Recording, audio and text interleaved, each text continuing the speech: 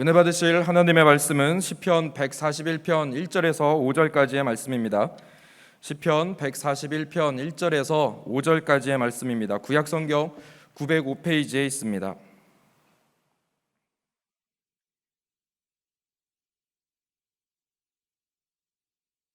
시편 141편 1절에서 5절의 말씀을 합독하시겠습니다. 야훼여, 내가 주를 불렀사오니 속히 내게 오시옵소서. 내가 주께 부르짖을 때 내 음성에 귀를 기울이소서. 나의 기도가 주의 앞에 분향함과 같이 되며 나의 손드는 것이 저녁 제사같이 되게 하소서. 야훼여, 내 입에 파수꾼을 세우시고 내 입술의 문을 지키소서. 내 마음이 악한 일에 기울어 죄악을 행하는 자들과 함께 악을 행하지 말게 하시며 그들의 진수성찬을 먹지 말게 하소서. 의인이 나를 칠지라도 은혜로 여기며 책망할지라도 머리에 기름같이 여겨서 내 머리가 이를 거절하지 아니할지라. 그들의 재난 중에도 내가 항상 기도하리로다. 아멘.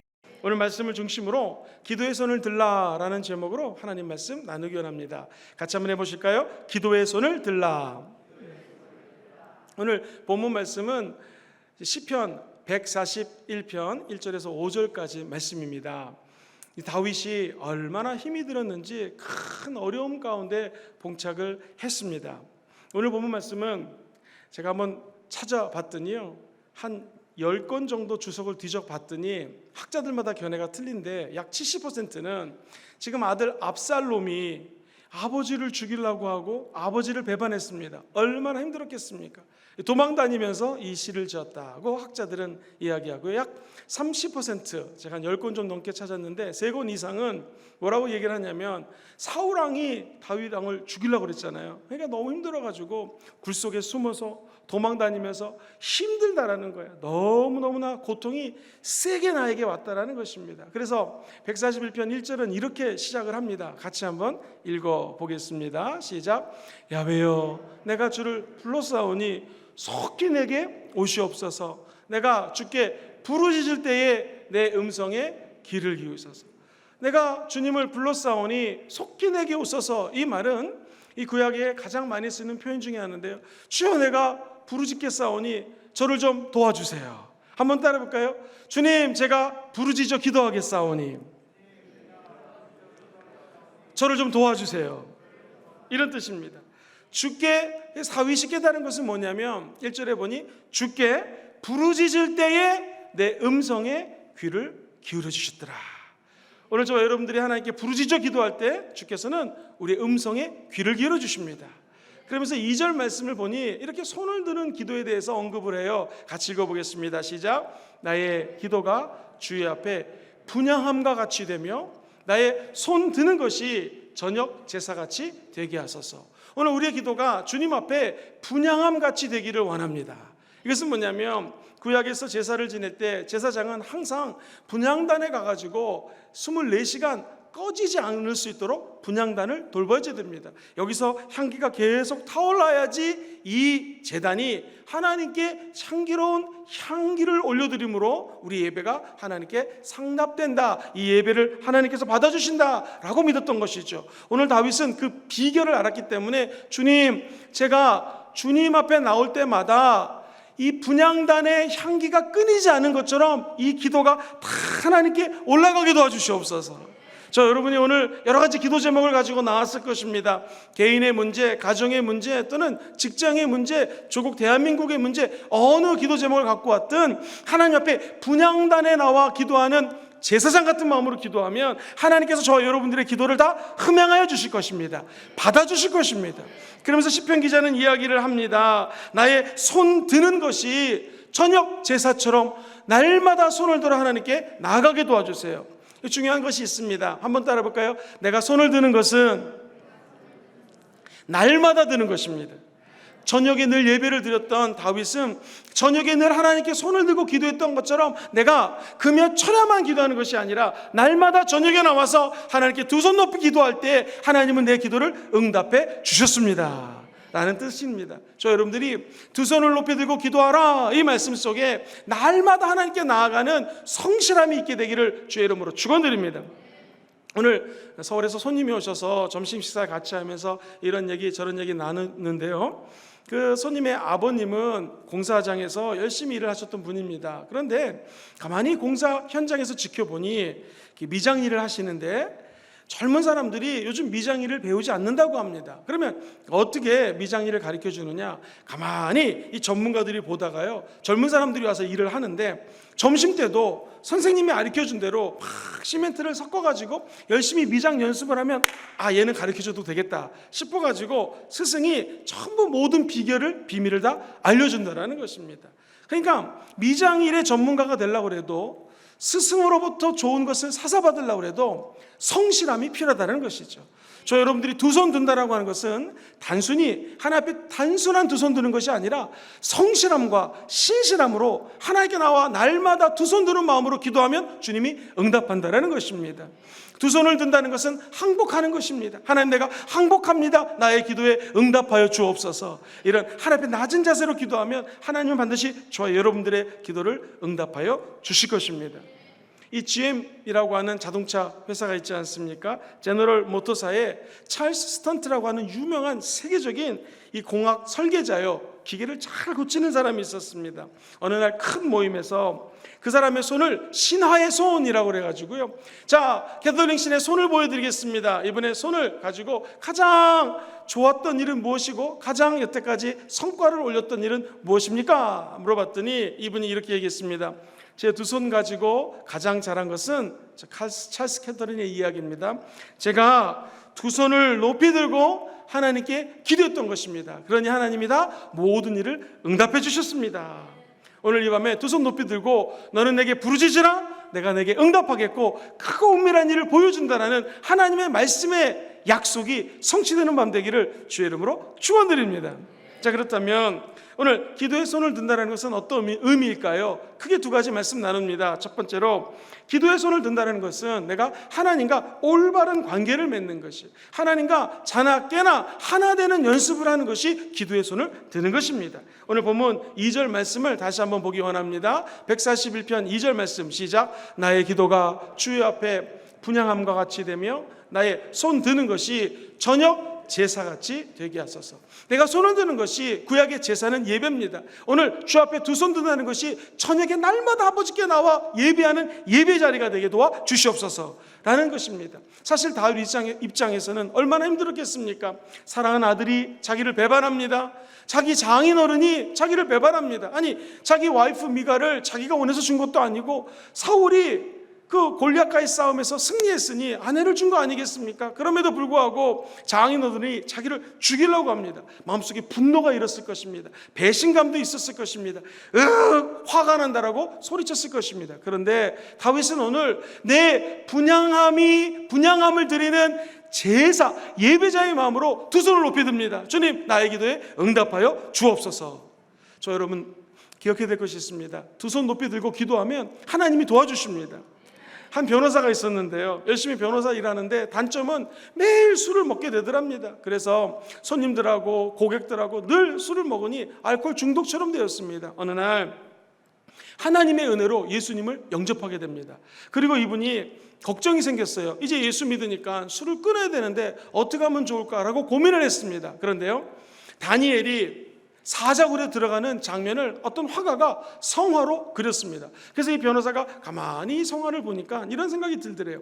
다니엘이 하루 3번 주님 앞에 손을 들고 기도했더니 저 사자굴에서 건진받았다라는 이야기가 탁 떠오르면서, 그렇지, 나도 지금 이 세상의 변호사로 일을 하는 것이 그렇다. 이 세상에서 마귀가 우는 사자처럼 나를 죽이고 도둑질하고 멸망시키는 것인데, 나도 다니엘처럼 하나님께 나와서 두 손을 높이 들고 성실하게 기도하면 주님이 이 세상의 사자굴에서 건져줄 거다라는 확신이 들더래요. 그래서 거기서 기도하고 그 다음부터 세상을 끊을 수 있었다는 것이죠. 이분은 나중에 신학을 해서 스코필드라고 하는 유명한 신학자가 됩니다. 스코필드가 쓴 성경 주석은 많은 신학생들과 교수들이 읽는 책으로 알려져 있습니다. 사랑하는 성도님들, 우리가 어떻게 이 세상의 인연들, 세상의 악한 것들을 끊을 수 있을까요? 저와 여러분들이 시간마다 순간마다 때마다 내 마음의 손을 하나님께 들고 기도하면 주님이 끊어주시는 은혜를 허락하여 주실 것입니다. 하나님과의 친밀한 관계, 그렇습니다. 두 손을 높이 들고 아버지를 영접하는 마음으로, 하나님께 항복하는 마음으로 기도하십시오. 그럼 하나님이 우리의 기도를 들어주시고 하나님과의 올바른 관계를 맺게 해주신다는 것입니다. 역사학자들이 수없이 많은 책들을 조사해 봤습니다. 그랬더니 이 히랍 신화들 있지 않습니까?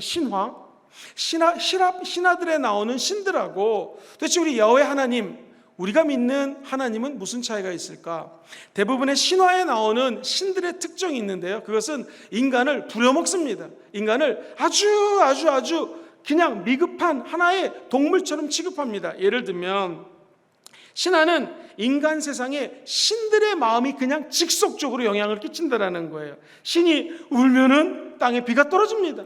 신이 노하면은요, 화가 나면 번개가 막 칩니다. 그리고 신들이 서로 사랑을 해서 관계가 좋으면은 이 땅에 농사가 잘 됩니다. 풍요하게 된다는 거예요. 근데 우리가 믿는 기독교는 우리 하나님은 틀립니다. 적어도 구약에 나오는 하나님은 어떤 분이신가? 지금 한나가 아기가 없어요. 아기를 낳아야 됩니다. 어떻게 합니까? 분인나라하고 하는 여인이 자기를 너무나 힘들게 합니다. 어떻게 하면 좋겠습니까? 하나님께 나와 두 손 높이 들고 기도하면 주님이 응답한다라는 것입니다.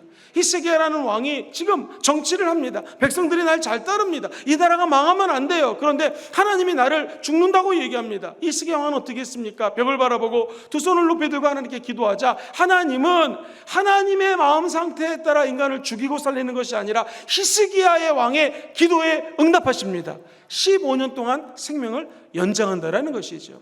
하나님이 제일 싫어하는 것이 우상 숭배입니다. 하나님보다 더 사랑하는 것을 싫어하세요. 왜? 하나님은 저와 여러분들을 창조하셨기 때문에 찬양받기 원하십니다. 이스라엘 백성들이 하나님을 경배하고 찬양해야 되는데 이게 웬일입니까? 우상 앞에 나와서 기도하고 우상을 막 섬기기 시작합니다. 그때 하나님은 정말로 화가 났습니다. 만약에 히랍 신화에 나오는 신이었다면 전부 다 몰살시켰을 것입니다. 그러나 모세가 하나님께 외칩니다. 두 손 높이 들고 하나님, 저들의 죄를 용서해 주시옵소서라고 중보기도하자 하나님은 모세의 기도를 들으시고 이스라엘 백성들을 멸망시키지 않았습니다.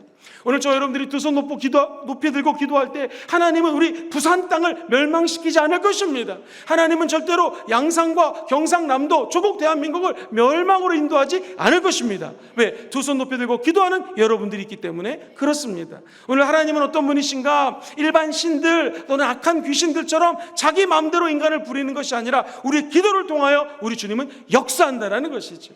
오늘 우리의 기도가 하나님께 닿아서 하나님과의 올바른 관계를 맺기 원하시면 한번 아멘 해볼까요? 어떻게 하면 좋을까요? 방법이 있습니다. 관계를 회복할 수 있는 방법, 그것은 기도의 손을 높이 들고 저와 여러분들이 정결해지면 됩니다. 회개하면 됩니다. 하나님은 정말로 기뻐하시는 기도가 회개 기도입니다. 잘못했다고 인정하면 주님은 다 용서한다라는 것이죠. 여기 오늘 중고생들도 많이 왔는데요, 엄마 아빠에게 잘못한 것을 인정하면 거의 용서해 줍니다. 우리 대학생들도 있을 텐데요, 교수님에게 이거 제가 잘못 생각했습니다 라고 얘기하면 교수님은 정말로 다 용서해 주십니다. 우리 하나님도 마찬가지죠. 내가 설사 죄를 졌다 할지라도 주님 잘못했습니다. 시작. 주님 잘못했습니다. 내가 너무나 연약해서 죄를 졌습니다. 주님 용서해 주는 것이죠.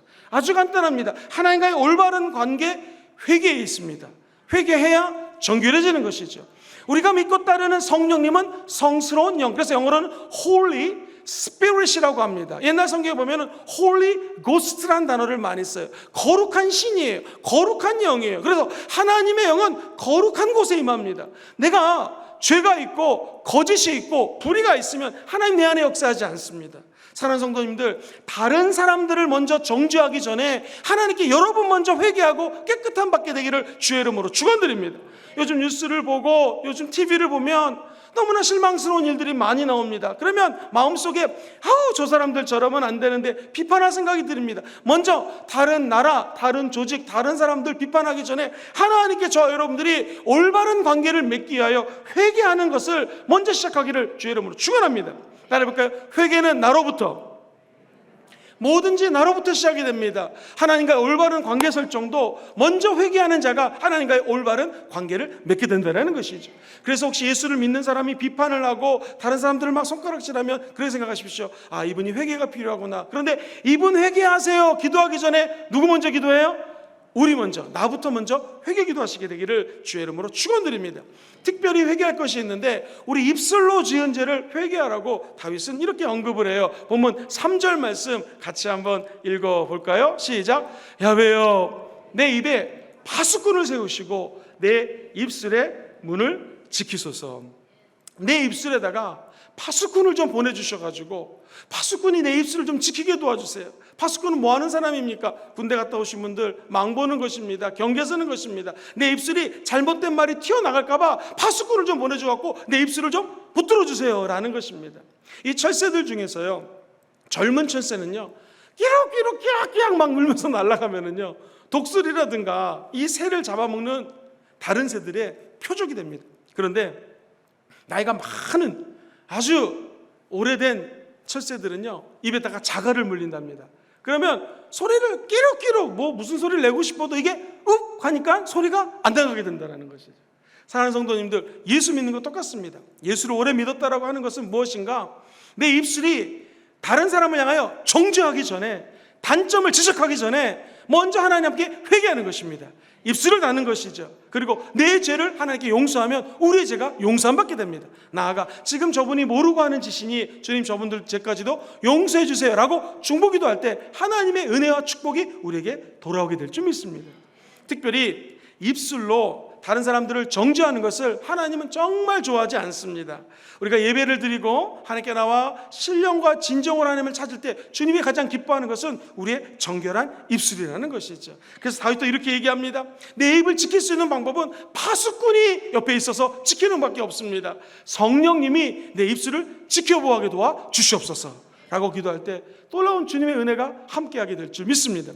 제가 아는 목사님이 자녀를 너무나 사랑해가지고 자녀가 1부터 100까지 있는데 90까지 잘한다는 거예요. 그런데 이 아버지의 마음은 나머지 10을 고쳐주고 싶은 거예요. 그래서 이 목사님이 너는 90까지 잘하는데 요 10을 고쳐라 라고 얘기하면 좋은데 90까지 잘한 것은 얘기하지 않고 이 10가지를 이거 고쳐라 이거 고쳐라. 애가 점점 마음속에 난 이것도 못해 저것도 못해 낙심이 들더라는 것입니다. 오늘 이것에 있는 모든 부모님들은 자녀를 양육할 때 아이가 1부터 1 중에서 90을 잘하면 무조건 90 잘하는 거 먼저 칭찬해 주기를 주의 이름으로 축원합니다. 이게 잘 되고 성장하게 되면 나머지 단점 10%는 하나님 은혜 가운데 고칠 수 있게 된다는 것이죠. 우리가 인생을 살아봐서 알지 않습니까? 이 세상에 어떤 누구도 100이면 100% 완벽한 사람이 있다 없다? 없다라는 것입니다. 이 설교학을 전공한 교수들의 이구동성하는 말이요, 이 세상에 훌륭한 존경받는 설교자가 많은데 자 100% 완벽한 설교자 있을까요 없을까요? 없다라는 거예요. 왜? 설교의 구성과 설교의 논리적인 전개가 여러 가지 설교학적으로 분석하면은 아무리 뛰어난 목사님도 설교학적으로 완벽한 설교자가 없다라는 것이에요. 그 말은 다 누구나 다 부족하다라는 거예요. 그런데 어떤 목사님이 설교를 너무 잘해가지고 거의 100점이 나왔어요. 근데 알고 봤더니 이분이 경상도 사투리를 쓰는 거예요. 그래가지고 마이너스 5점 이렇게 점수가 나오는 걸 본 적이 있습니다. 어쨌든 저와 여러분들은 다 완벽하지가 못합니다. 그래서 하나님의 영광에 이룰 수 없는 연약한 죄인이라는 것이죠. 이 땅에서 살 때에 우리가 먼저 회개해야 될 것은 무릇 지킬 만한 것보다 마음을 지키셔야 되고요, 파수꾼 역할을 감당하시는 성령님이 저와 여러분들의 입술을 보호하사 칭찬하고 긍정적인 말은 선포하시고 부정적인 말을 늘 입술에 거룩한 자크를 봉하게 되기를 주의 이름으로 축원드립니다. 그러면서 시편 기자는 4절에 이런 메시지를 전해줍니다. 같이 읽어볼게요. 시작. 내 마음이 악한 일에 기울어져서 죄악을 행하는 자들과 함께 악을 행하지 말게 하시며 그들의 진수성찬을 차려줘서 좀 먹으세요 해도 먹지 말게 좀 도와주세요 라는 것입니다. 악한 일이 막 도처에 있을 때 인간의 이 죄성이 있기 때문에 악한 것을 보면 악한 일을 하고 싶은 것이 우리 인간의 본연의 죄성입니다. 이때 여기에 휘말리지 않을 수 있도록 주님 저리로도 도와주시옵소서. 그때 우리 주님과의 관계가 올바로 맺어진다는 것이죠. 그리고 악을 행하지 않을 수 있는 힘이 우리에게 없으니 성령님 도와주셔서 악으로부터 보호해 주옵소서. 근데 오늘 다윗은 이렇게 얘기합니다. 재밌어요. 그들이 나에게 주려고 진수성찬을 차려놨을 때 이것을 거부할 수 있는 능력을 허락하여 주시옵소서. 여기 계신 중에서 맛있는 거 진수성찬 싫은 사람 손 들어보세요. 저밖에 안 들었네요. 할렐루야. 저도 손을 예외는 아닐 것입니다. 누구나 다 진수성찬을 원할 것입니다. 여기서 진수성찬은 단순히 먹는 것만을 의미하지 않습니다. 마귀가 각자의 약점이 있습니다. 어떤 사람은 명예라고 하는 진수성찬을 차려놓습니다. 마음속에 명예가 약점인 것이죠. 어떤 사람은 돈이라고 하는 진수성찬을 마귀가 차려놓습니다. 여기에 넘어가면 안 된다는 것이죠. 어떤 사람은 아름다운 여인, 잘생긴 남자, 나의 약점이 있을 것입니다. 요거를 진수성찬을 차려놓으니까 이것을 범하라는 것입니다. 어떻게 이길 수 있겠습니까?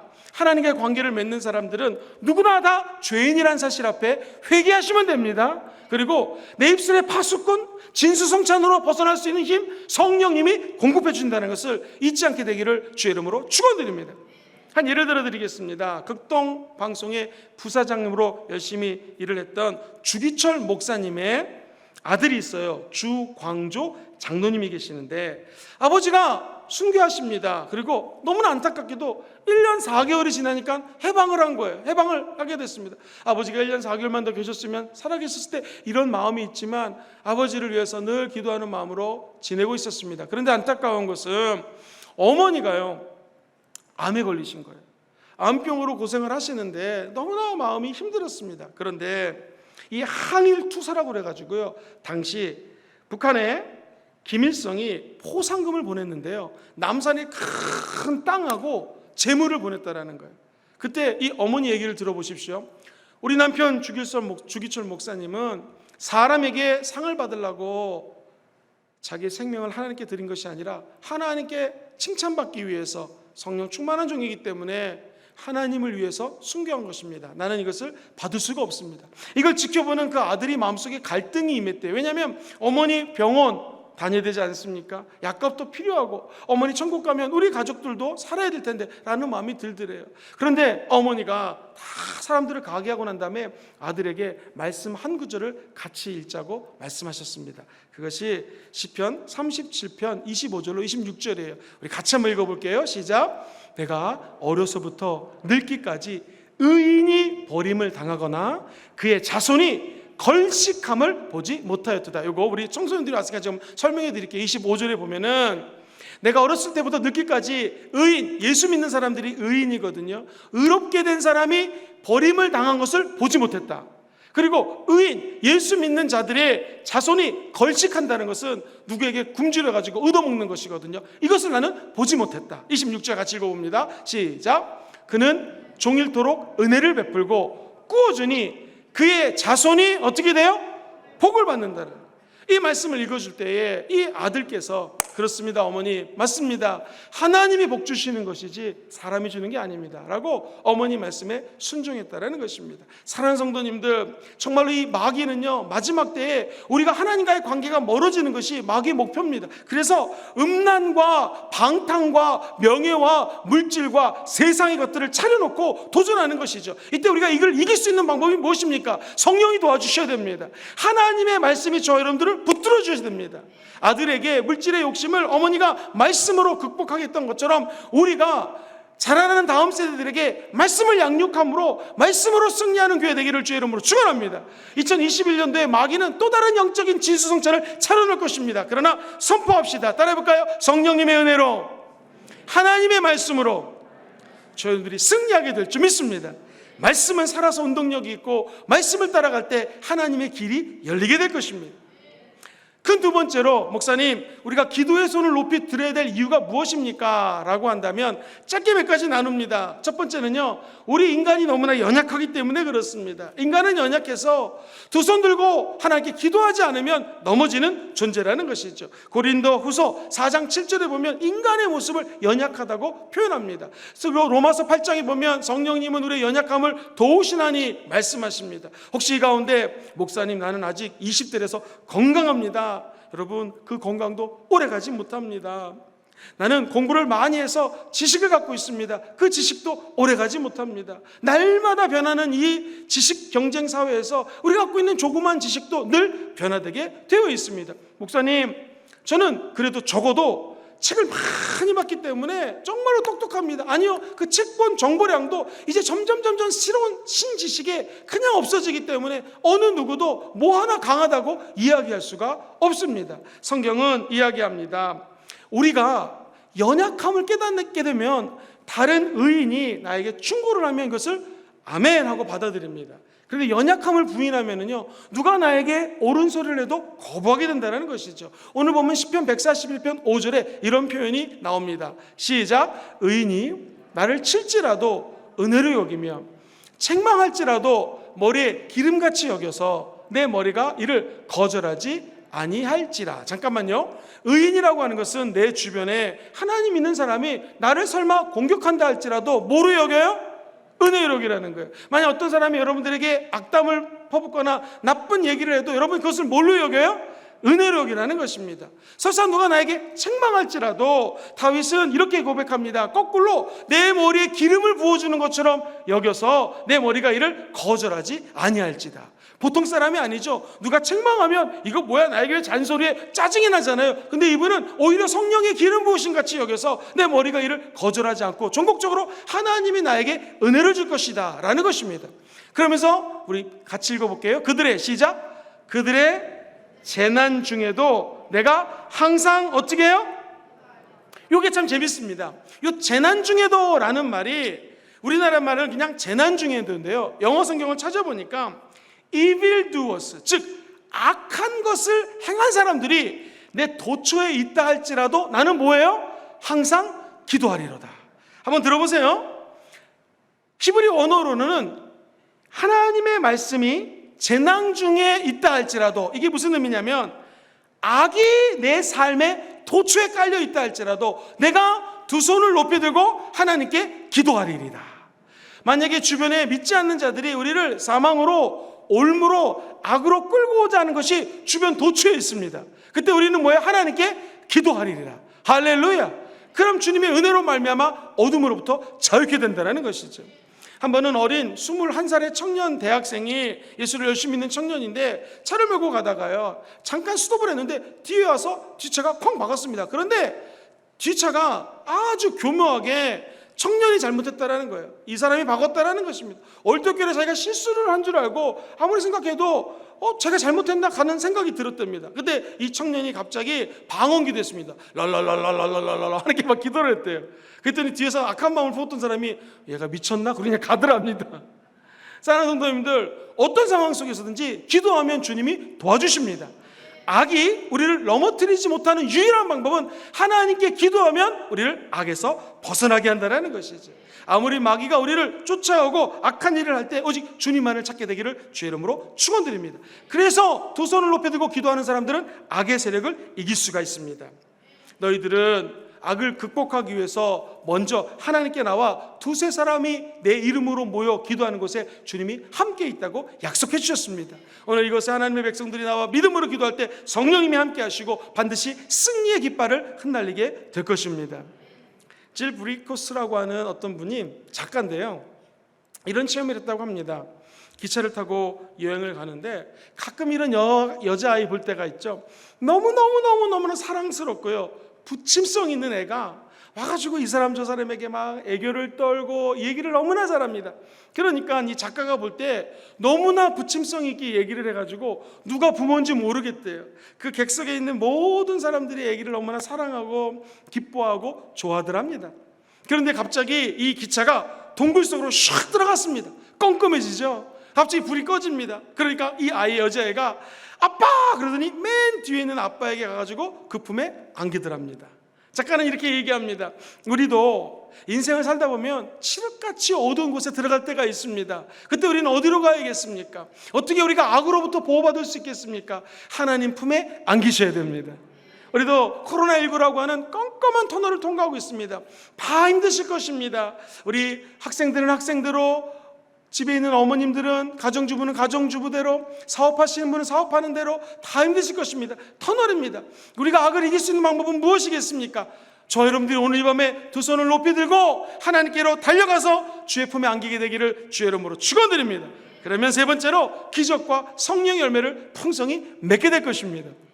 전영찬이라고 하는 선생님이 미국에서 열심히 공부했어요. 그래서 한국에 귀국해가지고 정말 교육자로서 학교를 한번 성공시켜야겠다라고 해서 학교를 딱 찾아 들어갔는데 이게 웬일입니까? 우리 부산이랑 가까운 거창고등학교인데요, 빚이 너무나 많은 거예요.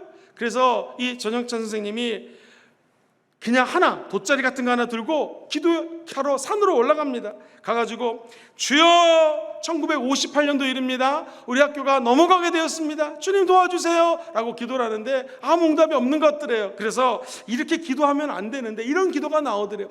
내가 미국에서 와서 학교를 제대로 한번 운영해 보고 싶은데 망하게 되었습니다. 주님 살아계시면 좀 응답해 주세요. 주님 응답해 주지 않으시면 내일 서울에 가가지고 동아일보에다가 하나님은 죽었습니다 라고 광고 내겠습니다. 이거 완전 협박이죠, 협박. 막 이런 식으로 기도를 하는데 마음이 평강이 오더랍니다. 아멘 하고 집에 왔는데 이게 웬일입니까? 미국에서 딱 돈이 들어왔는데 그 당시 정확하게 빚이 2058달러 정도 미국 돈으로 줬는데 정확하게 그 돈이 맞춰서 왔다라는 것입니다. 할렐루야. 그런데 이제 응답을 받으니까 이 전영찬 교장 선생님이 거룩한 욕심이 생겼대요. 주님 감사합니다. 딱 이 금액으로 빚을 갚았는데 아니 아이들이 모여서 예배드리거나 마음껏 뭐 일을 할 수 있는 강당조차 없습니다. 어떻게 하면 좋겠습니까? 주여 응답해 주세요라고 기도했는데 이것도 웬일입니까? 미국에 당시 유명했던 수종교회 담임 목사님이 성도들의 헌금을 22만 불을 거두다가 이 학교에 기증을 하게 됩니다. 그리고 강단을 짓게 되었고 아주 유명한 학교로 성장하게 되었던 것이죠. 기도하면 길이 열립니다. 기도하면 기적이 일어납니다.